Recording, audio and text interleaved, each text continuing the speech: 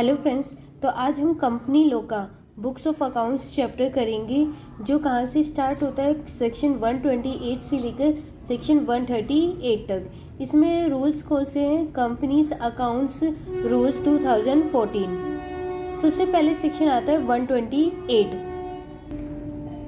128 बोलता है place and maintenance of books of accounts. मतलब हमारी जितनी भी बुक्स ऑफ अकाउंट्स होंगे उन्हें कैसे मेंटेन करना है और कहाँ पर रखना है, मतलब कहाँ पर उन्हें प्लेस करना है।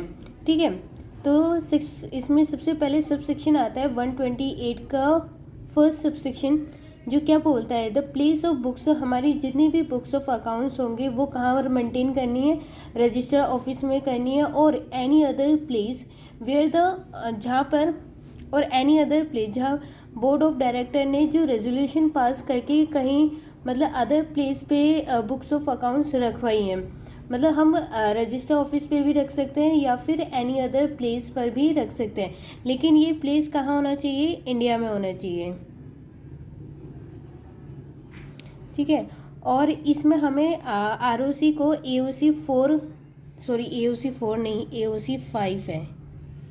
एओसी फाइल करना है विद इन 15 डेट्स, जहाँ से हमने बोर्ड रेजोल्यूशन पास किया था। मतलब जब बोर्ड ऑफ डायरेक्टर ने रेजोल्यूशन पास किया था कि हमें अपनी रजिस्टर बुक्स ऑफ अकाउंट्स यहाँ मेंटेन करनी है, तो वहाँ से 15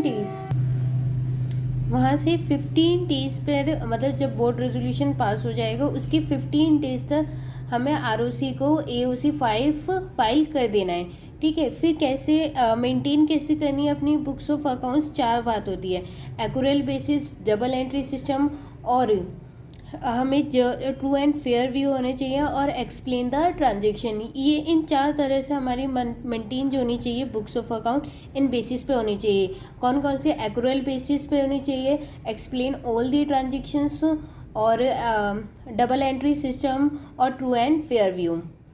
फिर सब सेक्शन 2 क्या कहता है हमारा 128 का? द प्लेस, जो बुक्स ब्रांच ऑफिस की जो बुक्स ऑफ अकाउंट्स होगी वो कहाँ पर प्लेस करनी है? तो जहाँ ब्रांच ऑफिस होगा वहाँ पर ही वो अपने ब्रांच ऑफिस पर ही मेंटेन करेगी। हम मान लेंगे कि सेक्शन 128(1) कंप्लाई हो गया अगर वो अपनी books of accounts branch office में ही मेंटेन कर रहे हैं। ठीक है, और अगर या तो तुम्हारी ब्रांच ऑफिस इंडिया में या फिर आउटसाइड इंडिया है। अगर इंडिया में है तो उन्हें प्रॉपर समराइज्ड रिटर्न सेंड करनी पड़ेगी at the register office of the company. लेकिन अगर तुम्हारी फॉरेन ब्रांच ऑफिस फॉरेन में है, आउटसाइड इंडिया है, तो उसमें जो तुम प्रॉपर समराइज्ड रिटर्न सेंड करोगे वो क्वार्टरली बेसिस पे होगा। अगर इंडिया में है तो चाहे मंथली दो, क्वार्टरली दो या फिर ईयरली दो, वो मैटर करता है। लेकिन अगर फॉरेन ब्रांच है तो तुम्हें क्वार्टरली ही सेंड करनी पड़ेगी अपनी प्रॉपर समराइज्ड रिटर्न। ठीक है, और हमारी बुक्स ऑफ अकाउंट्स कैसे मेंटेन होनी चाहिए? ये 4 बात ही: एक्यूरेल बेसिस, डबल एंट्री सिस्टम्स, और एक्सप्लेन ऑल दी ट्रांजेक्शन्स, और ट्रू एंड फेयर व्यू होना चाहिए। ठीक है, फिर सेक्शन 128 का सेक्शन 128 का सब सेक्शन 3 क्या बोलता है?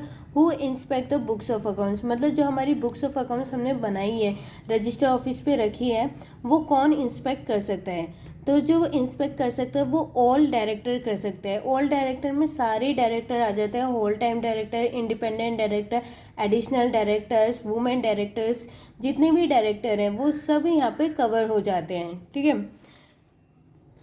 लेकिन जो इंस्पेक्शन करनी है वो कब करनी है? हमें ड्यूरिंग दी ऑफिस आवर में करनी है, और एट द रजिस्टर ऑफिस और एनी अदर प्लेस। मतलब जहाँ पे तुमने बुक्स ऑफ अकाउंट्स मेंटेन कर रखी है, जहाँ जो जब तुमने एओसी 5 फाइल किया था, अगर उस प्लेस पे तुमने मेंटेन कर रखी है अपनी बुक्स ऑफ अकाउंट, तो वहाँ पर वो डायरेक्टर जो है वो इंस्पेक्ट कर सकते हैं। ठीक है, इसमें एक केस होता है कि मेंबर्स क्या नहीं कर सकते? इंस्पेक्ट नहीं कर सकते बुक्स ऑफ अकाउंट्स। लेकिन इसमें एक एक्सेप्शन है कि अगर होल्डिंग कंपनी है तो होल्डिंग कंपनी अपनी सब्सिडरी कंपनी की बुक्स ऑफ अकाउंट्स इंस्पेक्ट कर सकती है। तो होल्डिंग कंपनी तो जाएगी नहीं, क्योंकि वो तो एक आर्टिफिशियल पर्सन है। तो उसकी जो बोर्ड ऑफ डायरेक्टर है वो पर्सन ऑथराइज करेंगे, और वो पर्सन जाके सब्सिडरी कंपनी में इंस्पेक्ट करेगा बुक्स ऑफ अकाउंट्स को। इसमें एक और पॉइंट था कि अगर डायरेक्टर अनेबल होता है, मतलब डायरेक्टर बुक्स ऑफ अकाउंट्स को इंस्पेक्ट नहीं कर सकता, तो वो अपनी पावर ऑफ ऑटोनॉमी किसी अपने एजेंट्स को दे सकता है, लीगल रिप्रेजेंट सॉरी अपने एजेंट्स को दे सकता है या ऑथराइज कर सकता है पर्सन को कि उनके उसके डायरेक्टर के बिहाफ पे तुम बुक्स ऑफ अकाउंट्स को इंस्पेक्ट करो। फिर आता है सेक्शन 128 सबसेक्शन 4। इसमें बोला गया है कि जो भी जब डायरेक्टर इंस्पेक्ट करने आएगा बुक्स ऑफ अकाउंट्स की, या फिर कोई पर्सन ऑथराइज किया है होल्डिंग कंपनी ने बुक्स ऑफ अकाउंट्स को चेक करने के लिए, तो उस कंपनी के जो भी ऑफिसर और एम्प्लॉय होंगे वो क्या करेंगे, उस डायरेक्टर को ऑल असिस्टेंस देंगे, मतलब उसकी हेल्प करेंगे। अगर डायरेक्टर ने कुछ क्वेश्चंस कर रहा है तो उसके आंसर देने पड़ेंगे, या बुक्स ऑफ अकाउंट्स वो कुछ और पेपर्स मांग रहा है या एक्सप्लेनेशन मांग रहा है तो वो भी उन्हें देना पड़ेगा डायरेक्टर और ऑफिसर को, मतलब कॉपरेट करना पड़ेगा डायरेक्टर के साथ। ठीक है, फिर आता है 128 सबसेक्शन 5।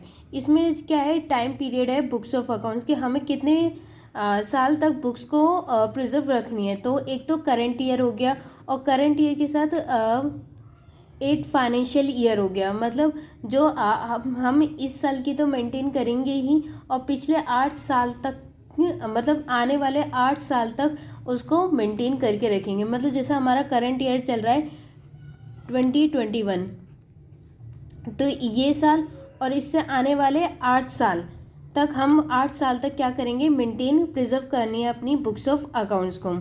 फिर आता है अगर हमारे कंपनी के ऊपर क्या चल रही है, इन्वेस्टिगेशन चल रही है, तो हम 8 साल से भी ज़्यादा, हमें 8 साल से भी ज़्यादा क्या करनी पड़ेगी, उस साल की बुक्स ऑफ अकाउंट्स प्रिजर्व करनी पड़ेगी, सच लॉन्गर पीरियड। फिर आता है हमारा सेक्शन 128 सी, सॉरी 6। ये किसका होता है, पेनल्टी का केस है, जहाँ पे अगर आपने सेक्शन 128 में कहीं भी कॉन्ट्रावेन किया तो उसमें पेनल्टी किसको लगेगी। तो सबसे पहले आता है managing director, CFO, director in finance. तो कितना फाइन लगेगा, मतलब पेनल्टी 50,000 से लेकर मैक्सिमम 5 लाख तक क्या लगेगी, इनको पेनल्टी लगेगी।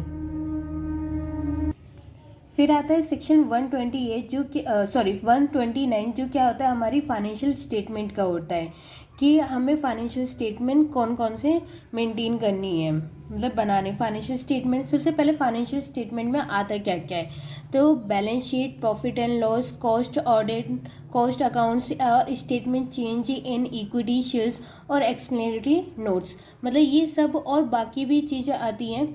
ये पहले इनको क्या कहते हैं, फाइनेंशियल स्टेटमेंट। और जैसे फिर हमारी डायरेक्टर रिपोर्ट आ जाती है, स्टैट्यूटरी रिपोर्ट आ जाती है, ये जितनी भी रिपोर्ट होती हैं ये सब जब आ जाती है तो हम क्या बनता है, फिर एनुअल रिपोर्ट बनती है हमारी, कि जब जैसे कंसोलिडेट बैलेंस शीट आ जाए, या फिर बोर्ड रिपोर्ट आ जाए, या ऑडिट रिपोर्ट आ जाए, स्टैट्यूटरी ऑडिट रिपोर्ट आ जाए, तो ये जब सब एक साथ मिल जाते हैं तो इनको क्या कहते हैं, हम एनुअल रिपोर्ट बोलते हैं। ठीक है, जो कॉस्ट अकाउंट्स हैं,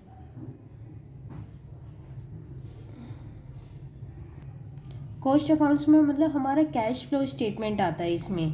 ठीक है, cash flow statement, balance sheet, profit and loss, cash flow statements cost accounts में, और statement change in equity share और एक्सप्लेनेटरी नोट्स। तो जो कैश फ्लो स्टेटमेंट में है ये 4 कंपनी पर एप्लीकेबल नहीं होता, मतलब आप कैश फ्लो स्टेटमेंट आपके ऊपर एप्लीकेबल नहीं है, मर्जी है बनाओ, नहीं मर्जी है मत बनाओ, ऑप्शनल है। सबसे पहले domain company, private company which is a startup company, small company, और 4th कंपनी आती है हमारी ओपीसी कंपनी की। ये 4 कंपनी के लिए हमें एग्जम्पशन दे रखी है। ठीक है, फिर सेक्शन 129 का फर्स्ट सब सेक्शन क्या कहता है कि हमें जो भी फाइनेंशियल स्टेटमेंट बनानी है वो कैसे होनी चाहिए, ट्रू एंड फेयर व्यू होनी चाहिए, शेड्यूल 3 के अकॉर्डिंग हो, और हमारे अकाउंटिंग स्टैंडर्ड फॉलो करके बना रखे हो। लेकिन इसमें भी 129(1) में भी एक्सेप्शन दे रखी है कि जहाँ पर हमें अकाउंटिंग स्टैंडर्ड फॉलो नहीं कर रखे करने और शेड्यूल 3 फॉलो नहीं करना। वो कौन कौन सी 4 कंपनी है, insurance company, banking company, electricity company, और जो कंपनी गवर्न की गई है बाय एनी अदर लॉ से। इनके ऊपर क्या कर रखा है, हमारा एक्सेप्शन दे रखी है कि आप ये अकाउंटिंग स्टैंडर्ड अगर आपको नहीं फॉलो कर रहा, मतलब आपके स्पेसिफिक एक्ट नहीं बोलता, तो आप ये फॉलो ना करें, कोई बात नहीं। फिर आता है सेक्शन 129(2). इसमें बोला गया है कि एवरी जो भी बोर्ड ऑफ डायरेक्टर होंगे उनको हर एजीएम में, मतलब जो हर साल एजीएम होती है, उनको फाइनेंशियल स्टेटमेंट क्या करने हैं, ले डाउन करने हैं। अब इसमें दो केस होंगे, या तो मेंबर अडॉप्ट करेंगे या मेंबर अडॉप्ट नहीं करेंगे। अगर मेंबर अडॉप्ट करते हैं तो फिर हम उसको क्या कर देंगे, तो हम आरओसी को इन्फॉर्म कर देंगे। और अगर अडॉप्ट नहीं करते हैं तो हम क्या करेंगे, स्पेशल इंटीमेशन देंगे आरओसी को कि हमारी मेंबर्स ने क्या नहीं की, बोर्ड रिपोर्ट किया, फाइनेंशियल स्टेटमेंट अडॉप्ट नहीं किया है। तो उसमें फिर आरओसी क्या मानेगा, छापा मार सकती है, क्योंकि हमारी जो फाइनेंशियल स्टेटमेंट है उसमें क्या है, गड़बड़ है, इसलिए मेंबरों ने क्या नहीं करी, अडॉप्ट नहीं की। फिर आता है 129(3). 129(3) क्या होता है, हमारा कंसोलिडेटेड फाइनेंशियल स्टेटमेंट का होता है। जैसे अगर हमारी होल्डिंग कंपनी है और उसकी सब्सिडरी कंपनी है काफ़ी सारी, या फिर एसोसिएट कंपनी है, तो उन सब की मिला के अपनी तो खुद की फाइनेंशियल स्टेटमेंट बनाएगा ही, लेकिन साथ में क्या बनाएगा, कंसोलिडेटेड फाइनेंशियल स्टेटमेंट बनाएगा अपनी सब्सिडरी और एसोसिएट कंपनी की, मतलब अपनी भी बनाएगा और जितनी भी सब्सिडरी कंपनी है, एसोसिएट कंपनी, सबकी क्या बनाएगा, एक ही consolidated balance sheet financial statement बनाएंगे।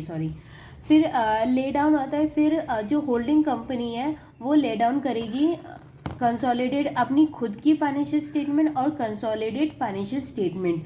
इसमें सब्सिडरी कंपनी को ले डाउन नहीं करना, कंसोलिडेट होल्डिंग कंपनी को ले डाउन करना है अपनी एजीएम में, ठीक है।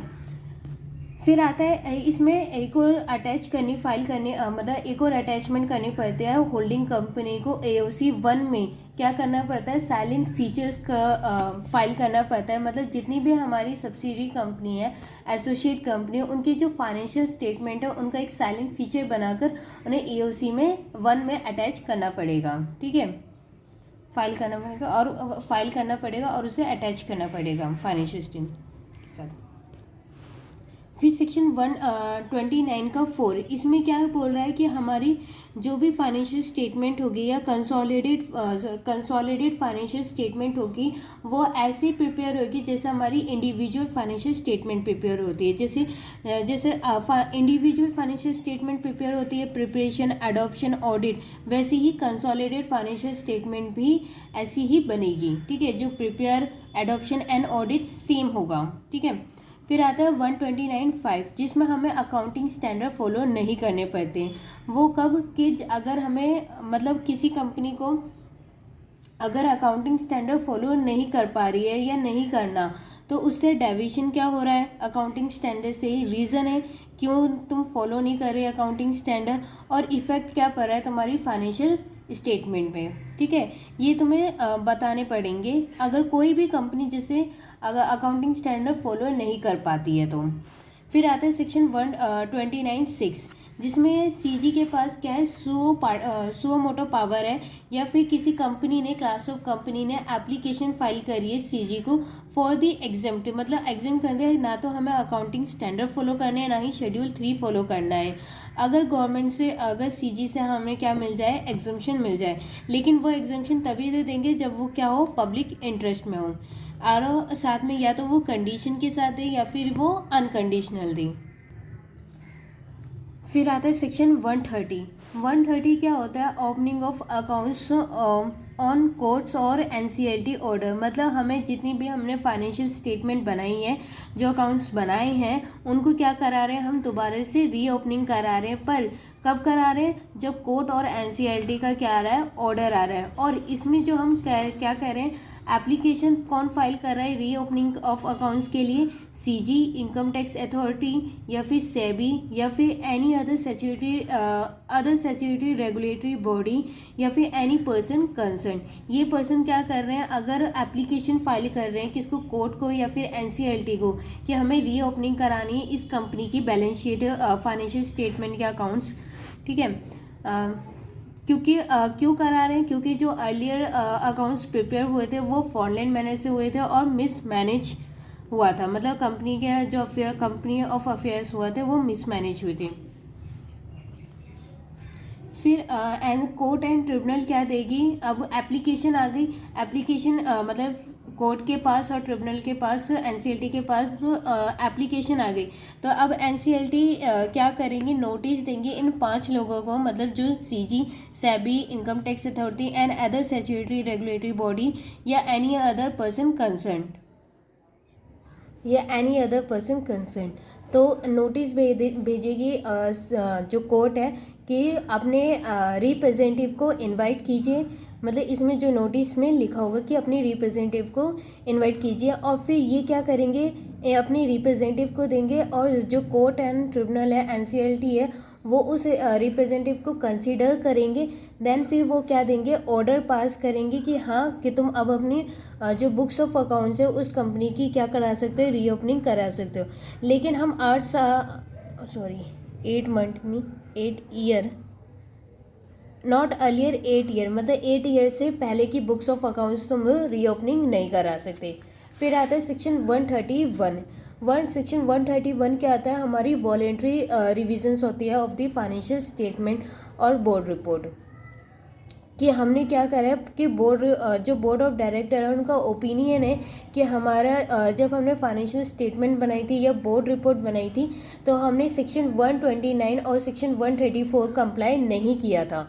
ठीक है, जो हमारी financial statement true and fair भी होनी चाहिए, अकाउंटिंग स्टैंडर्ड्स से होनी चाहिए, शेड्यूल 3 से होनी चाहिए, तो वो कुछ बातें हमने क्या नहीं की, कंप्लाई नहीं की, तो हमारी जो बुक्स ऑफ अकाउंट्स है उसमें कुछ फ्रॉड है, मतलब कुछ गलतियाँ हैं। ठीक है, फिर ये एप्लीकेशन फाइल करेंगे बोर्ड ऑफ डायरेक्टर, किसको, ट्रिब्यूनल को, एनसीएलटी को। तो एनसीएलटी क्या करेगी, अप्रूवल मतलब अप्रूवल देने से पहले कि जब तुम अपनी ओपनिंग बुक्स ऑफ अकाउंट्स को रीओपन करा सकते हो, उससे पहले क्या करेगी, वो पहले एप्लीकेशन नोटिस देगी, किसको, सीजी को और इनकम टैक्स अथॉरिटी को। अगर इनकम टैक्स अथॉरिटी फिर क्या देंगे, अपने रिप्रेजेंटेटिव देंगे, एनसीएलटी उनको कंसीडर करेगा, कंसीडर के बाद फिर क्या करेगी, ऑर्डर पास करेगी कि एनसीएलटी कि तुम बोर्ड ऑफ डायरेक्टर को कि तुम अपनी बुक्स ऑफ अकाउंट्स को क्या कर सकते हो, वॉलेंट्री रिवीजन कर सकते हो। ठीक है, और जब ऑर्डर आ जाएगा एनसीएलटी का तो कंपनी को क्या करना है, वो जो ऑर्डर आएगी उसकी कॉपी किसको फाइल करनी है, आरओसी को फाइल करनी है। और जब भी ये थंब रूल है कि हम आरओसी को कोई भी ऑर्डर आता है और उसे फाइल करना पड़ता है आरओसी को, तो वो INC 28 में फाइल करना पड़ता है। और लेकिन हमें जो रीओपनिंग करानी है वो बुक्स ऑफ अकाउंट वो 3 साल पहले की नहीं करा सकते। ठीक है, ये आया हमारा सेक्शन 130 और ये 131। नेक्स्ट आता है हमारा सेक्शन 132 जो NFRA का है, और सेक्शन 133 जो CG प्रिस्क्राइब करती है अकाउंटिंग स्टैंडर्ड्स को। ठीक है, आगे के जो सेक्शंस है वो हम नेक्स्ट वीडियो में करेंगे। Thank you so much.